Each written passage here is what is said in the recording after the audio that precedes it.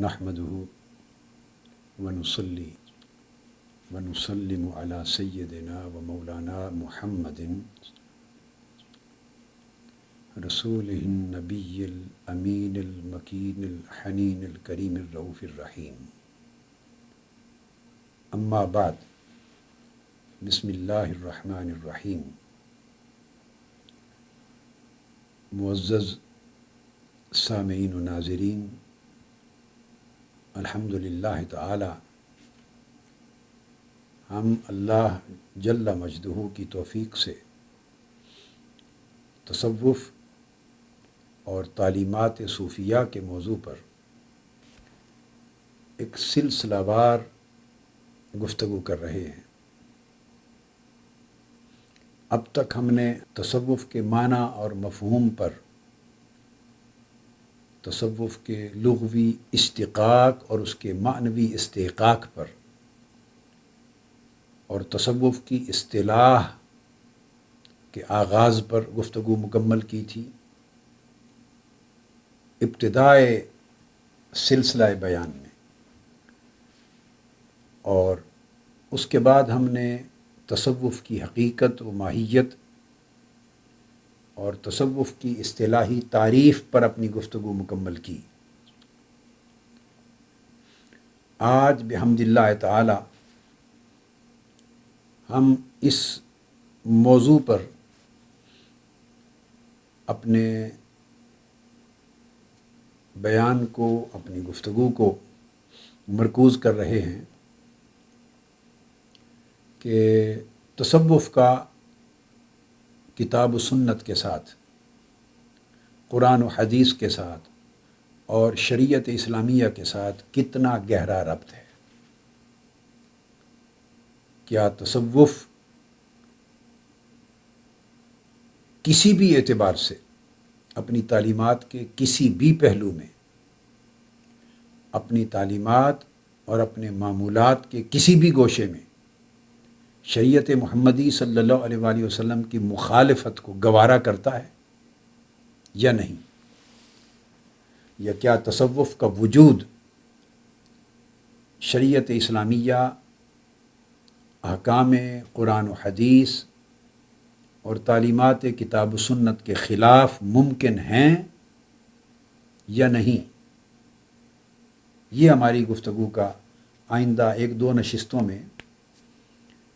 موضوع رہے گا۔ دونوں جہتوں میں، تاکہ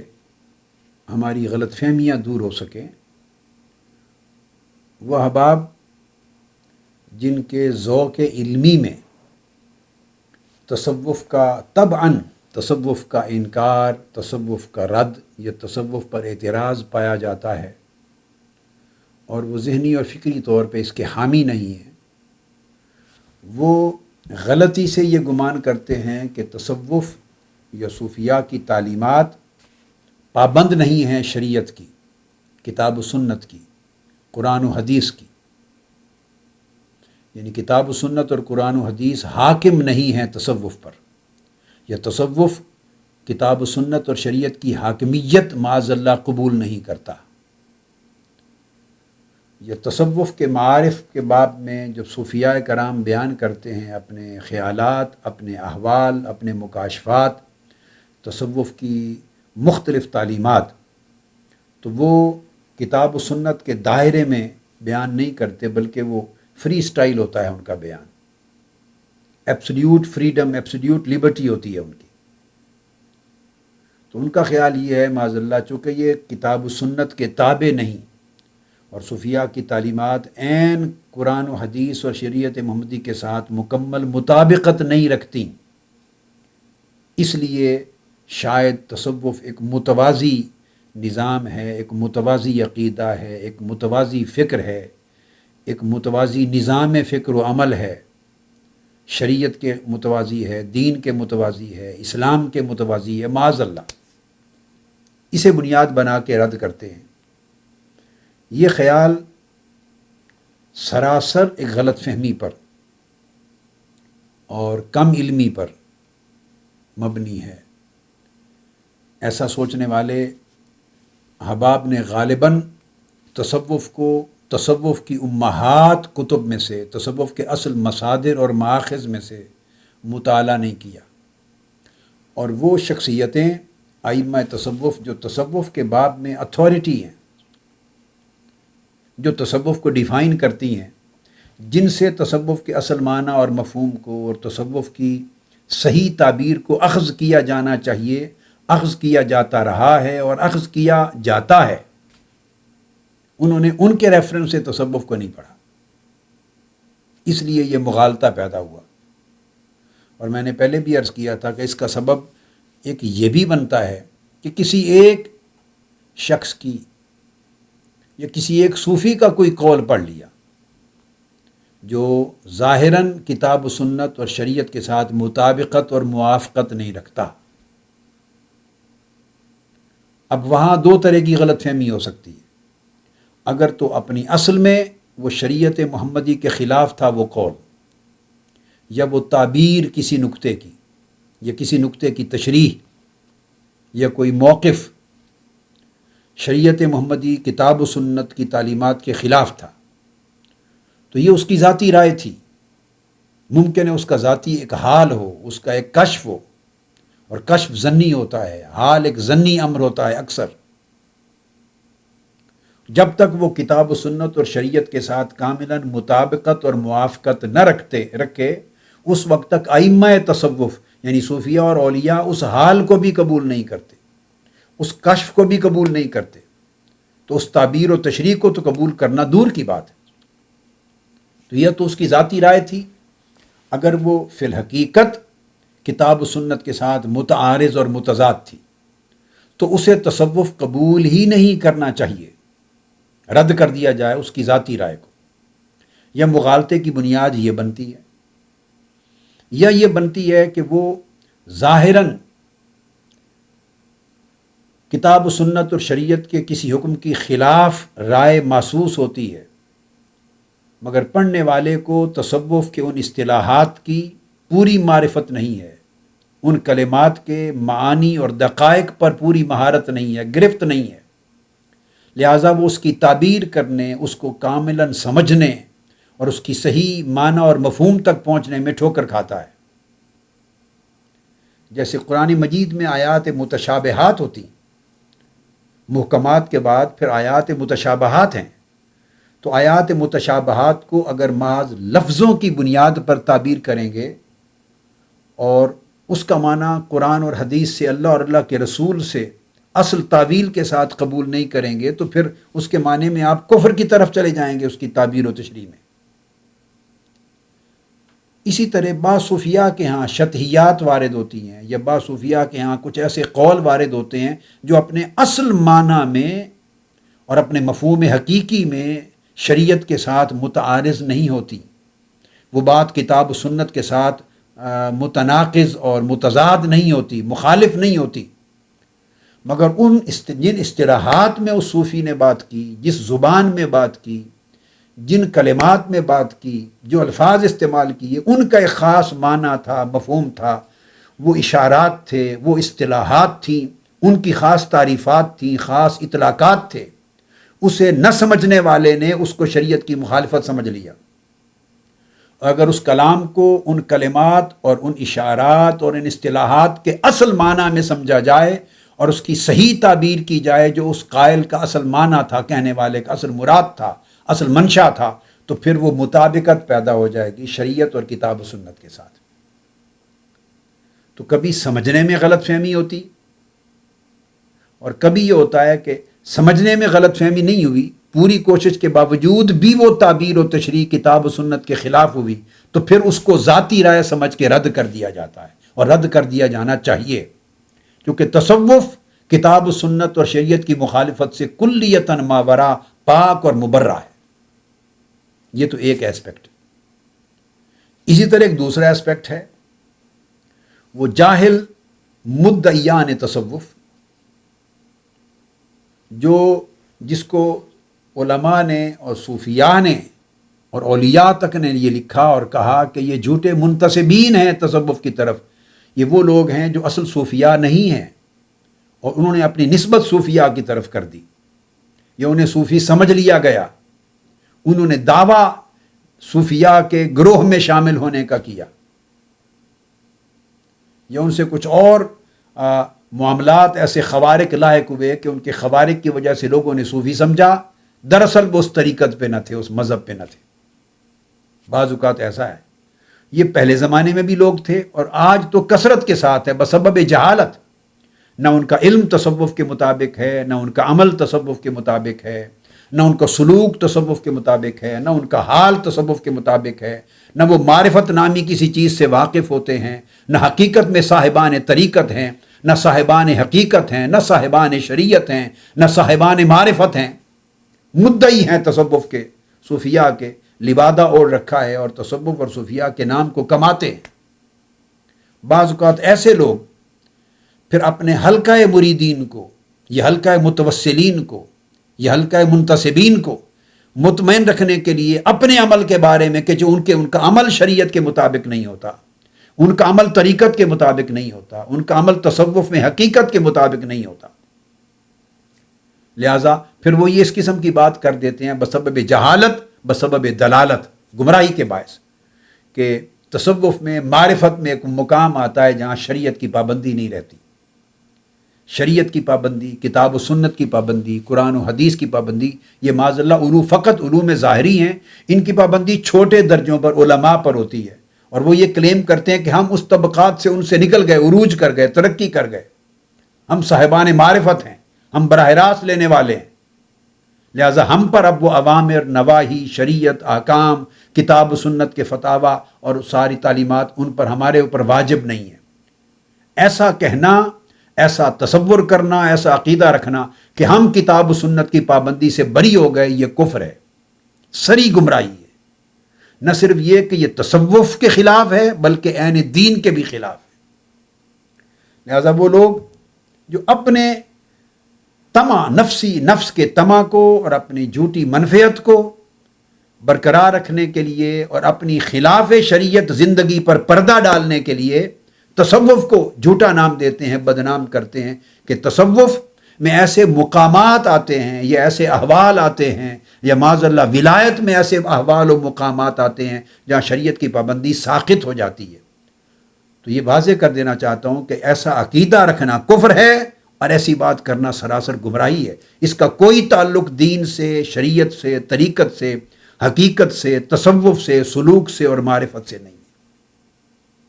لہٰذا یہ جو گفتگو آج سے شروع ہو رہی ہے یہ دونوں جہتوں پر اصلاح کا کام کرے گی انشاءاللہ تعالی، اگر اللہ رب العزت نے چاہا اور توفیق دی۔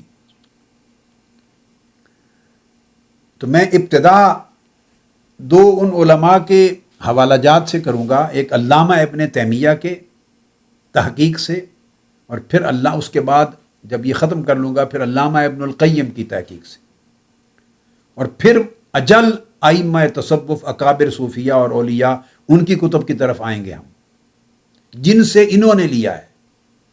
مگر شروع میں اس لیے کرنا چاہتا ہوں علامہ ابن تیمیہ کی تحقیق سے اور پھر علامہ ابن القیم کی تحقیق سے، کہ یہ دو علماء تاریخ اسلام میں ایسے ہیں جن کے بارے میں یہ گمان کیا جاتا ہے غلط فہمی کی بنیاد پر کہ یہ منکرین تصوف میں سے تھے،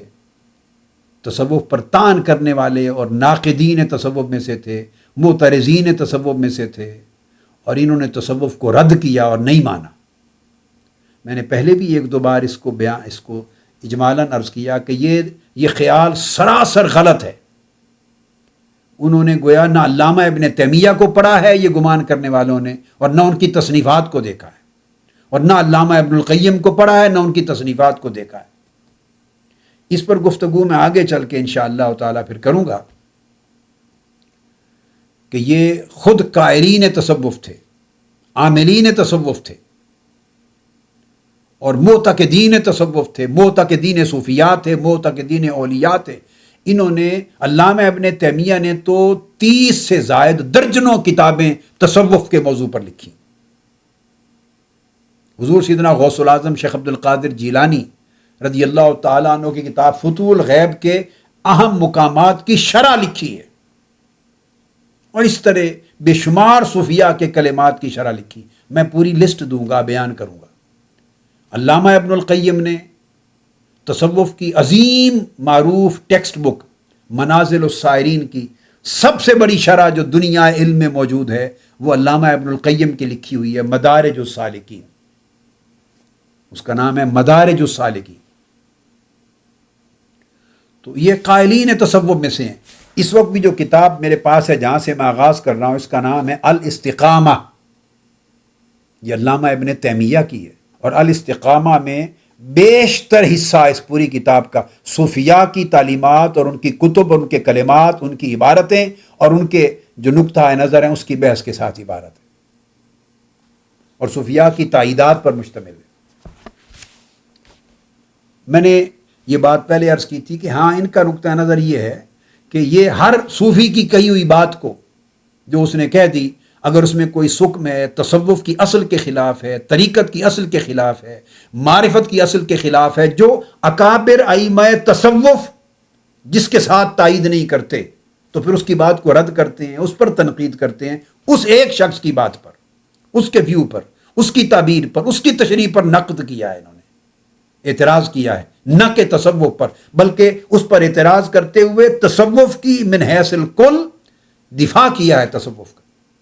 اور کہا ہے کہ یہ تصوف نہیں ہے، کیونکہ اصل ائمہ تصوف جو اتھارٹیز ہیں، جو مصادر ہیں، جو مراجع ہیں، جو اصل مآخذ ہیں، جو ائمہ کبار ہیں اور شیوخ کبار ہیں تصوف کے، وہ اس بات کی تائید نہیں کرتے، اس وجہ سے رد کرتے ہیں، تو تصوف کو ڈیفینڈ کرتے ہیں، اس کا دفاع کرتے ہیں۔ اب آپ دیکھیے کہ اسی طرح تصوف اور صوفیاء کے دفاع میں انہوں نے یہ باب قائم کیا ہے الاستقامت میں، اور وہ کہتے ہیں کہ صوفیاء اپنی زبان میں جب بھی لفظ علم استعمال کرتے ہیں کہ تصوف اور اس کی تعلیمات میں جو چیز علم کے خلاف ہوگی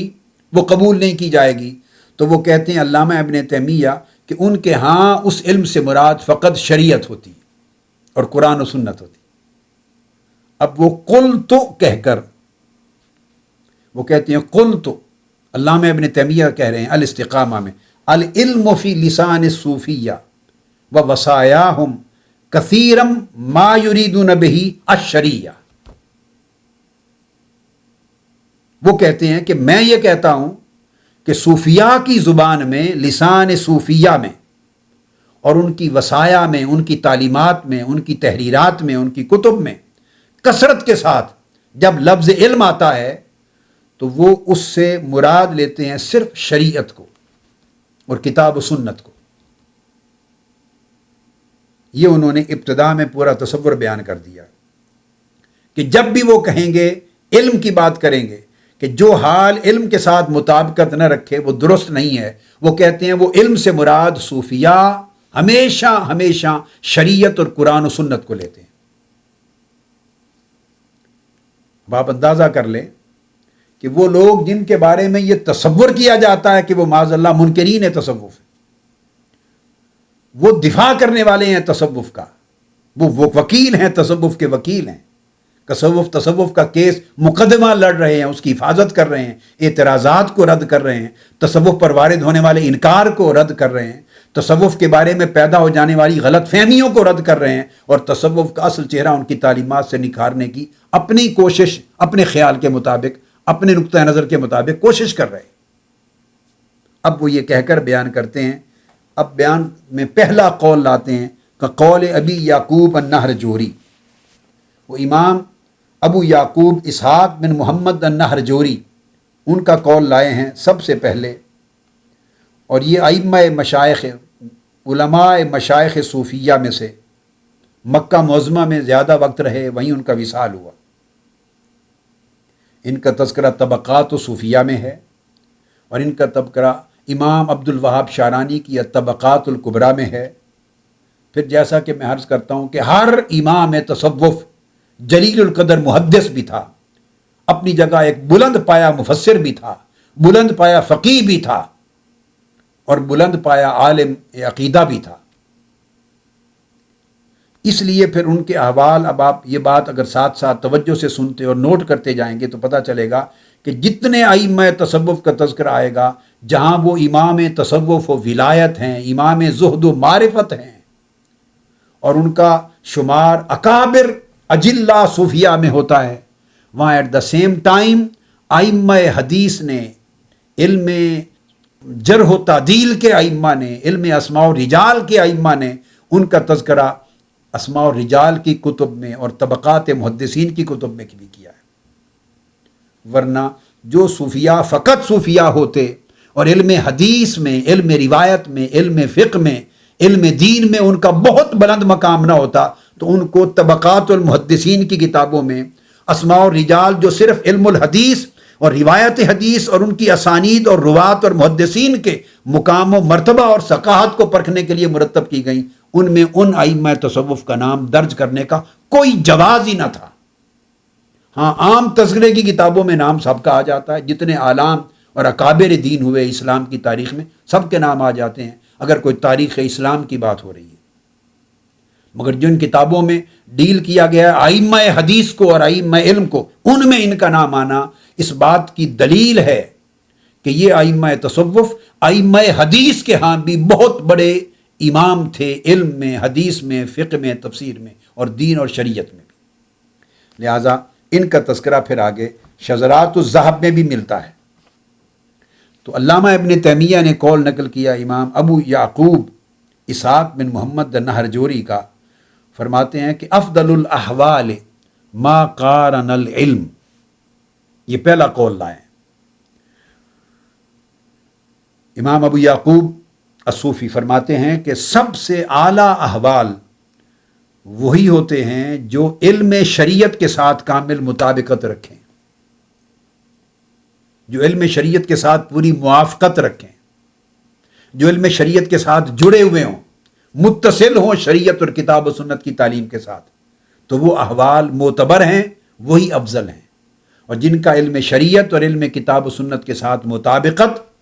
اور جو ان کے ساتھ مقرون نہیں ہیں، متصل اور جڑے ہوئے نہیں ہیں، وہ احوال افضل نہیں ہیں، ناقص۔ یہ پہلا قول۔ دوسرا، علامہ ابن تیمیہ قول لائے ہیں حضرت سلطان العارفین ابو یزید تیفور بن عیسیٰ البستامی کا، معروف ہیں جن کو حضرت با یزید بستامی رضی اللہ تعالیٰ عنہ کہتے ہیں، ان کا قول۔ اب میں ساتھ ساتھ تھوڑا تعارف کرواتا چلا جاؤں کہ یہ صوفیاء جلیل القدر جن کے صوفی ہونے میں کسی کو شک نہیں، یہ کس دور کے تھے یہ بھی معلوم ہوتا چلا جائے۔ ایسا نہیں ہے کہ یہ بعد کی صدیوں میں پیدا ہو گئے اور اس طرح ایک نئی ناجائز انٹری ہو گئی اسلام میں، ایک داخلہ ہو گیا خارج سے، نہیں۔ اب یہ حضرت سلطان العارفین با یزید بستامی رحمۃ اللہ تعالی علیہ جلیل القدر صوفی اور اکابر اولیاء میں سے، یہ وہ صوفیاء میں سے ہیں کہ ان کی ولادت 188 ہجری میں ہوئی، گویا یہ کم و بیش 7-8 سال امام بخاری کی ولادت سے بھی پہلے پیدا ہوئے، امام مسلم سے بھی پہلے پیدا ہوئے، امام ترمذی سے، امام ابو داؤد سے، اور باقی ائمہ تو پھر آئے بعد میں۔ تو گویا امام بخاری اور مسلم سے بھی پہلے ان کی ولادت ہوئی ہے اور ایک ہی زمانہ اور ایک ہی دور پایا ہے۔ تو لا محالہ آپ اندازہ کر لیں کہ جب ان کی ولادت ان سے بھی پہلے ہے تو ان کے شیوخ اور اساتذہ جہاں سے انہوں نے علم سیکھا وہ وہی شیوخ تھے جو امام بخاری کے تھے، جو امام مسلم کے تھے، جو ابو داؤد اور ترمذی کے تھے، بلکہ ان کے بھی اکابر شیوخ میں سے ایک ہی دور تھا، ایک ہی قرن تھا، ایک ہی زمانہ تھا۔ اور امام بخاری مسلم سے اوپر جب ان کے شیوخ میں چلے جاتے ہیں تو ائمہ سلف صالحین کا دور آ جاتا ہے، کیونکہ وہ متصل ہے زمانہ براہ راست اتباع التابعین کے ساتھ۔ یہی دور تو قیمتی اور نورانی اور روشن اور منور دور ہے اسلام کی تعلیمات کا۔ اب یہ اور وفات ہوئی ہے ان کی 261 میں، ایک ہی زمانہ، جیسے امام بخاری کی وفات ہوئی جس زمانے میں جا کر۔ اور ان کا تذکرہ بھی طبقات و صوفیہ میں تو ہونا ہی تھا، چونکہ اجل صوفیہ میں سے ہیں، امام سلمی نے کیا، پھر امام شعرانی نے طبقات کبریٰ میں بھی کیا، پھر اس کے بعد محدث جوزی اور محدث طاہر مقدسی نے صفت الصفوہ میں کیا، محدث جوزی اور علامہ ذہبی نے سیر و اعلام نبلاء سمیت اپنی کتب میں کیا، اور پھر شذرات الذہب میں کیا، اور امام ابن حجر اسقلانی نے میزان الاعتدال میں کیا، اور اسی طرح الاعلام میں کیا زرکلی نے، اور امام قشیری نے رسالہ قشیریہ میں، اور دیگر کتب میں ان کے تذکرے آئے ہیں۔ اب آپ دیکھ لیجئے، جہاں ان کا تذکرہ اور ان کے احوال کا بیان طبقات صوفیہ میں آ رہا ہے، ایٹ دا سیم ٹائم ان کے احوال کا تذکرہ طبقات محدثین اور ائمہ حدیث کی صفوں میں ان کا تذکرہ آ رہا ہے، اسماء و رجال کے ساتھ۔ یہ فرماتے ہیں سلطان باجدید بستامی رحمۃ اللہ علیہ، عملت فی المجاہدۃ 30 سنہ فما وجدت اشد علی من العلم و متابعتہ۔ اب یہ علامہ ابن تیمیہ قول لے رہے ہیں، ساتھ یہ بھی پتہ چلتا جائے گا کہ وہ کتنے قائل اور کتنے عامل ہیں تصوف پر، اور کتنے معتقد ہیں ائمہ تصوف صوفیہ اور اولیاء کے، جن کو مطالعہ نہ ہونے کے باعث ایک غلط فہمی کی بنا پر منکرین تصوف بنا دیا گیا۔ اب وہ کوٹ کرتے ہیں، اور یہ سارے اقوال امام ابو القاسم قشیری نے دیے ہیں، ان کے اقوال امام ابو عبد الرحمن السلمی نے طبقات السلمی میں دیے ہیں، امام قشیری نے الرسالۃ القشیریہ میں دیے ہیں، علامہ ابن تیمیہ ہو یا علامہ ابن القیم نے انہی مصادر انہی کتب سے لیے ہیں یہ سارے اقوال۔ میں ان کتب پہ براہ راست آؤں گا، مگر اس وقت پھر ان کو صرف میں ایک ریفرنس دے دوں گا، دیگر اقوال کوٹ کروں گا۔ یہ میں اس سے اس لیے لے رہا ہوں تاکہ پتہ چلے کہ ابن تیمیہ اور ابن القیم جیسے لوگ اور علماء کس طرح کتب تصوف سے استفادہ کرتے، کس طرح ان پر اعتبار اور اعتماد کرتے، اور کس طرح تصوف کے قائل تھے، کس طرح تصوف کا دفاع کرتے تھے اور صوفیاء کی تعلیمات کا دفاع کرتے۔ تو حضرت باجدید بستامی فرماتے ہیں کہ میں نے 30 سال اپنی زندگی کے مجاہدات میں گزارے، دین میں، عبادت میں، طاعت میں، مختلف پہلوؤں میں ریاضت اور مجاہدہ کیا۔ 30 سال میرے مجاہدہ کے ہیں، اور کہتے ہیں کہ میں نے مجاہدات میں سب سے شدید اور اپنے نتائج میں ثمرات میں ارفع و اعلیٰ بھی اور سب سے اثبت بھی، مضبوط اور مستحکم جو مجاہدہ سب سے بڑھ کر دیکھا وہ یہ تھا من العلم و متابعتہ، وہ شریعت میں مجاہدہ، کتاب و سنت کی تعلیمات میں مجاہدہ اور ان کی مطابعت میں مجاہدہ۔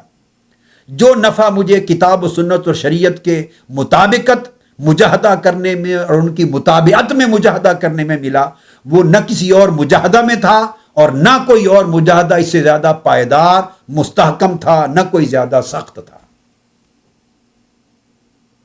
یہ فضیلت بیان کی ہے مطابعت شریعت کی اور مطابعت علم کتاب اور علم سنت کی۔ اس کے بعد علامہ ابن تیمیہ حضرت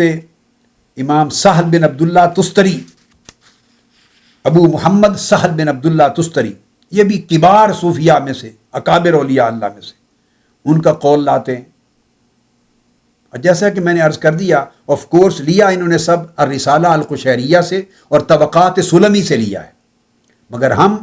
علامہ ابن تیمیہ کی الاستقامہ سے کوٹ کر رہے ہیں۔ ان کا تذکرہ حضرت سہل بن عبداللہ تستری، اب آپ اندازہ کیجئے کہ یہ بھی ان اکابر صوفیاء میں سے ہیں کہ امام بخاری کا زمانہ ولادت اور ان کا زمانہ ولادت ایک ہے، یعنی 200 ہجری میں ان کی ولادت ہوئی۔ تو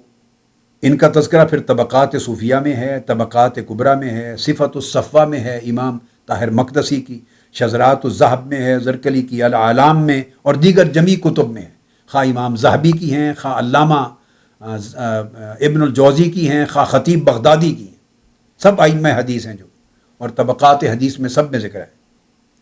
حضرت سہل بن عبداللہ تستری فرماتے ہیں کل فعل تفعلہ بغیر اقتداء طاعتا او معصیتا فہو عیش النفس۔ فرماتے ہیں کہ اے بندے، کوئی عمل، کوئی فعل جو تو جس کا ارتکاب کرے، اور اگر وہ شریعت کی اقتداء میں نہیں ہے، کتاب و سنت اور شریعت محمدی کی پیروی میں نہیں ہے، خواہ وہ عمل طاعتاً او معصیتاً، خواہ وہ نیکی کا ہے خواہ وہ گناہ کا ہے، وہ سوائے نفس کی عیش کے اور کچھ نہیں ہوگا۔ یعنی کہتے ہیں نیکی کا عمل بھی ہو، طاعت کا، مگر اقتداء شریعت میں نہیں ہے، اتباع سنت نبوی صلی اللہ علیہ وسلم میں نہیں ہے، تو وہ بھی نفس کی عیش ہے، وہ تصوف نہیں ہے۔ یہ بات تصوف کی تعبیر وہ لوگ کر رہے ہیں اتباع شریعت کے لزوم کے ساتھ، مطابعت کے ساتھ، مداومت کے ساتھ، ملازمت کے ساتھ، جو تصوف میں اتھارٹی ہیں، جن کی تعبیرات اور جن کے ارشادات اور فرمودات کے بغیر تصوف کا معنی اور مفہوم کسی اور جگہ سے لیا ہی نہیں جا سکتا۔ یہ مؤسسین ہیں تصوف کی تعلیمات اور تصوف کے معارف کے۔ اسی طرح اس کے بعد پھر ابن تیمیہ نے امام ابو سلیمان عبد الرحمن بن احمد بن عطیہ الدارانی، جو معروف ہیں ابو سلیمان الدارانی رضی اللہ تعالی عنہ، ان کا قول لیا ہے پھر، اور یہ امام بخاری، امام مسلم، ابو داؤد، ترمذی سے بہت پہلے کے بزرگوں میں سے۔ اب آپ اندازہ کر لیں، ان کا زمانہ ان سے بہت پہلے کا۔ یہ امام احمد بن حنبل کے اقران میں چلے جاتے، جو امام بخاری اور مسلم کے شیخ تھے۔ یہ ائمہ فقہ اوپر کے جو ائمہ حدیث سے پہلا جو دور ہے، یہ اس دور کے اکابر میں سے ہیں، اس لیے کہ ان کی وفات 215 ہجری میں ہو گئی تھی، جبکہ امام بخاری ابھی نوجوان تھے، امام مسلم ابھی نوجوان تھے، ابو داؤد ترمذی ابھی بچے تھے جب ان کی وفات ہو گئی۔ حضرت امام ابو سلیمان الدارانی ائمہ صوفیہ میں سے، دمشق کے رہنے والے، ان کا تذکرہ بھی اس طرح طبقات صوفیہ میں، طبقات کبریٰ میں، خطیب بغدادی کی تاریخ بغداد میں، وفیات الاعیان میں، الاعلام میں، اور دیگر تمام کتب، جو جتنی کتب طبقات الحدیث پر اور اسماء الرجال پر ائمہ حدیث کی ہیں اور نقد و جرح پر ائمہ حدیث کی ہیں، سب میں ان کا ذکر آتا ہے۔ اب وہ بیان کرتے ہیں کہ کئی بار میرے دل پر صوفیاء یا جو ہماری اقوام ہے، طبقہ صوفیاء میں سے کسی ایک شخص کی کہی ہوئی کوئی بات میں سنتا ہوں، اور وہ ایک نقطہ میرے قلب پر وارد ہوتا ہے، ان کے نکات میں سے، ان کے معارف میں سے کوئی بات مجھ تک آتی ہے، اور میں کئی دن تک اسے قبول نہیں کرتا جب تک 2 شاہد عادل اس پر مجھے گواہ نہ ملیں۔ فلا اقبل منہ ایاما الا بشاہدین عدلین الکتاب والسنہ، جب تک 2 عادل گواہ نہ ملیں اس وقت تک میں کوئی نقطہ معرفت کی تعبیر و تشریح کا قبول نہیں کرتا، اور وہ 2 گواہ تائید کر دیں تو قبول کرتا ہوں۔ وہ 2 گواہ عادل کون ہیں؟ کتاب اور سنت، یعنی شریعت محمدی صلی اللہ علیہ وآلہ وسلم۔ اب اندازہ کریں، یہ وہ قول ہے کہ تصوف کی ہر کتاب میں، ہر امام تصوف میں نے تصوف کے بارے میں جو لوازمات ہیں اور صحت تصوف کے بارے میں جو بنیادی اصولی باتیں ہیں، ان میں اس کو درج کیا، ہر ایک کتاب میں، جہاں سے علامہ ابن تیمیہ نے بھی لیا اور ابن القیم نے بھی لیا۔ پھر اس کے بعد وہ حضرت امام ابو الحسن احمد بن ابی الحواری، ان کا قول لاتے ہیں، اور ابو الحسن احمد بن ابی الحواری میمون ان کا نام ہے۔ یہ حضرت امام ابو سلیمان الدارانی کے اصحاب، یعنی ان کے تلامذہ اور ان کے ہم مجلس، ان کے احباب میں سے تھے۔ یہ بھی امام بخاری اور امام مسلم سے پہلے کا زمانہ ہے ان کا۔ پہلے سے میری مراد ان کی ولادت ان سے بہت پہلے، اور کچھ زمانہ ان کی جوانی کا اور ان کے بڑھاپے کا اکٹھا پایا ہے۔ تو ان کے شیوخ اور اساتذہ بھی ان سے بہت پہلے کے اکابر ہیں، یعنی امام بخاری اور مسلم کے جو اساتذہ اور شیوخ تھے ان کے اقران میں سے ہیں، یہ ان کے طبقے میں سے ہیں، اور یہ صوفیاء کے شیوخ میں ہیں، جلیل القدر ائمہ میں ہیں۔ ان کا تذکرہ بھی طبقات صوفیاء، طبقات کبریٰ، صفت الصفوہ، شذرات الذہب، تاریخ بغداد، تاریخ اسلام، سیر و اعلام النبلاء، حتیٰ کہ امام عسقلانی کی تہذیب التہذیب سمیت کل کتب اسماء الرجال حدیث کی اور فن حدیث کی کتابوں میں آیا۔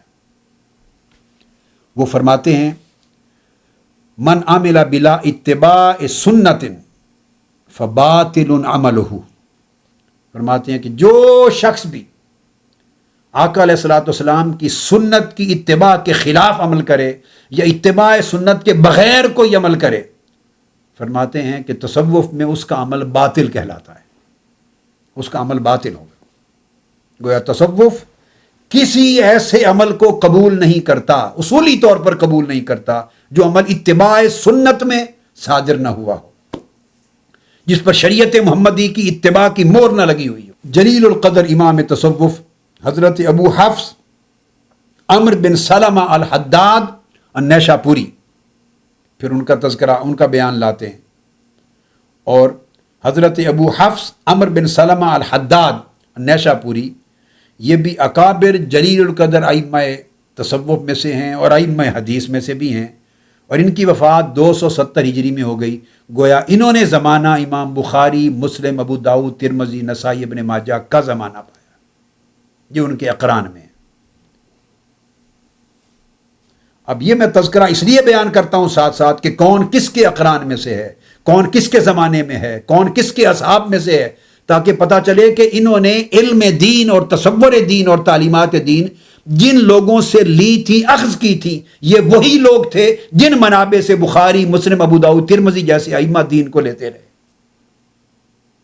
کئی ان کے اساتذہ مشترک ہیں، کئی ان کے اصحاب مشترک ہیں، ایک ہی سورس سے دین کو لیتے سمجھتے رہے، اور وہ دین کی یہ وہ تعبیر تھی جو اس دوسری صدی ہجری کے اواخر میں ایگزسٹ کرتی تھی، وہ تعبیر دین تھی، وہ تعبیر شریعت تھی، وہ تعبیر تصوف تھی، وہ تعبیر معرفت تھی جو اس وقت ایگزسٹ کرتی تھی، جو براہ راست سلف صالحین کا طبقہ تھا، اور جو ائمہ علم، ائمہ حدیث اور ائمہ فقہ، چار ائمہ فقہ، وہ زمانہ تھا، اور اصحاب سیاستہ اور ان کے اکابر کا زمانہ تھا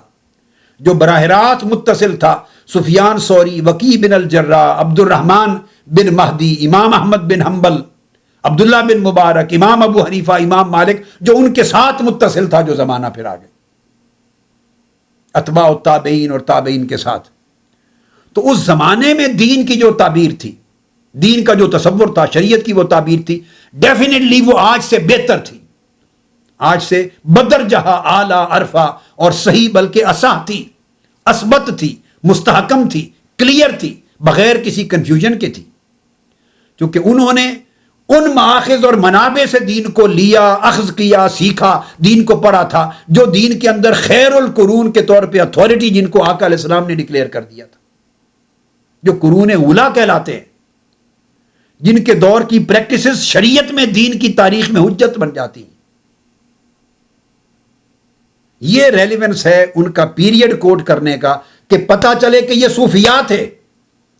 اس دور میں صرف ائمہ حدیث ہی پیدا نہیں ہو رہے تھے، ائمہ تصوف بھی پیدا ہو رہے تھے، ایک ہی زمانہ تھا۔ اس دور میں صرف بڑے بڑے جلیل القدر اعلام تاریخ اسلام کے صرف محدث ہی نہیں تھے، جلیل القدر صوفیاء بھی تھے، صرف مفسر ہی نہیں تھے، صوفیاء اور عرفاء بھی تھے، صرف ائمہ عقیدہ ہی نہیں تھے، ائمہ تصوف و سلوک اور معرفت بھی تھے۔ ایک زمانہ تھا، تو یہ وہ زمانہ تھا جو دین کی ایک جامع تعبیر دے رہا تھا، ایک جامع تصور دے رہا تھا۔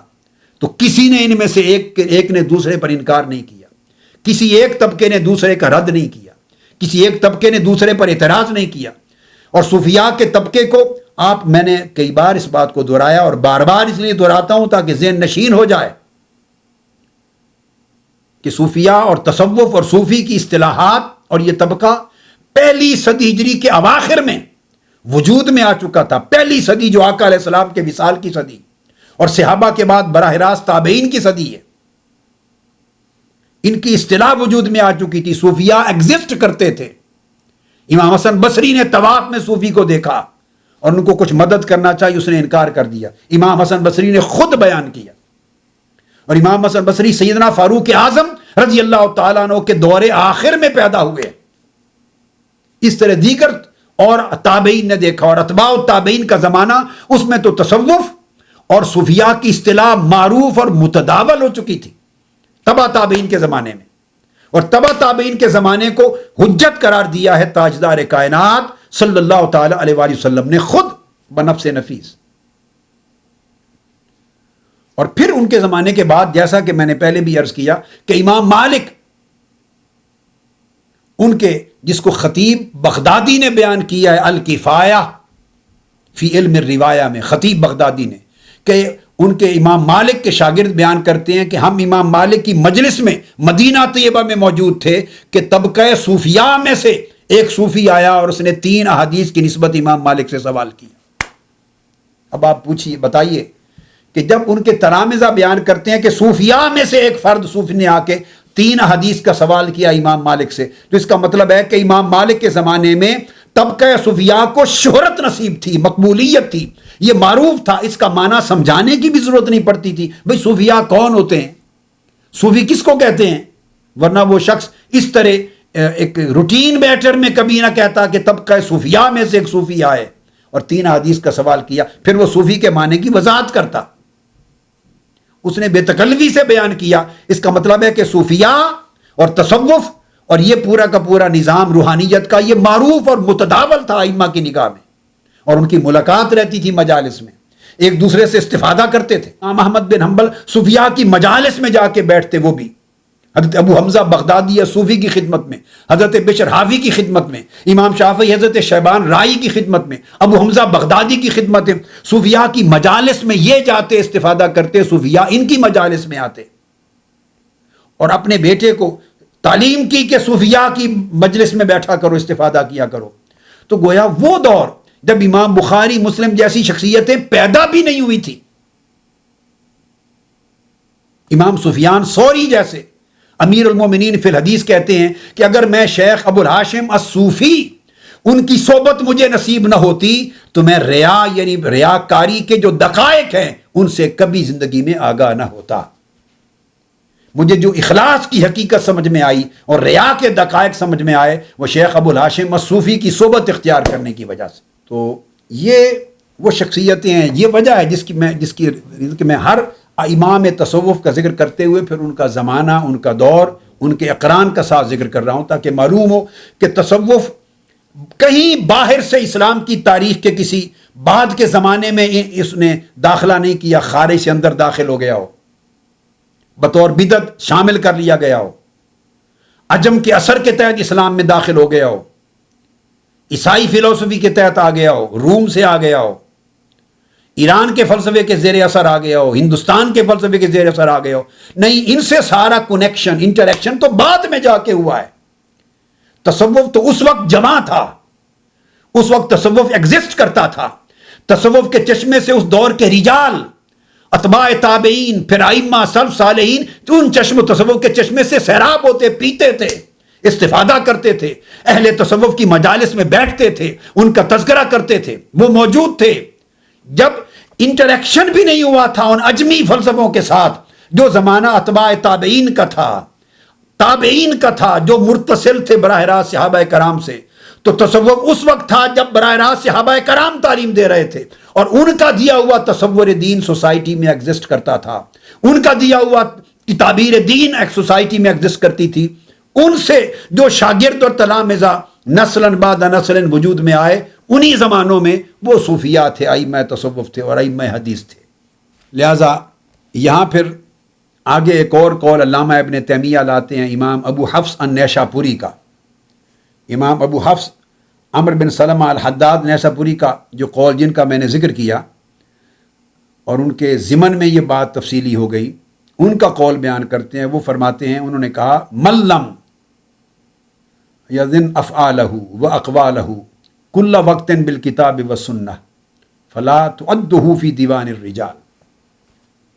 فرماتے ہیں امام ابو حفص النیشاپوری کہ جو شخص ہر لمحہ اور ہر وقت، ہر روز، ہر وقت اور ہر گھڑی اپنے تمام افعال کو، اپنے تمام اقوال کو، اپنی تمام معمولات کو ہر لمحہ کتاب و سنت کے ساتھ تولتا نہ رہے، کتاب و سنت کے ساتھ اس کا موازنہ نہ کرتا رہے، اور کتاب و سنت کی مطابقت میں ہے، موافقت میں ہے یا نہیں، اس کا جائزہ نہ لیتا رہے، تو فرمایا اس شخص کو صوفیاء اور ہم لوگ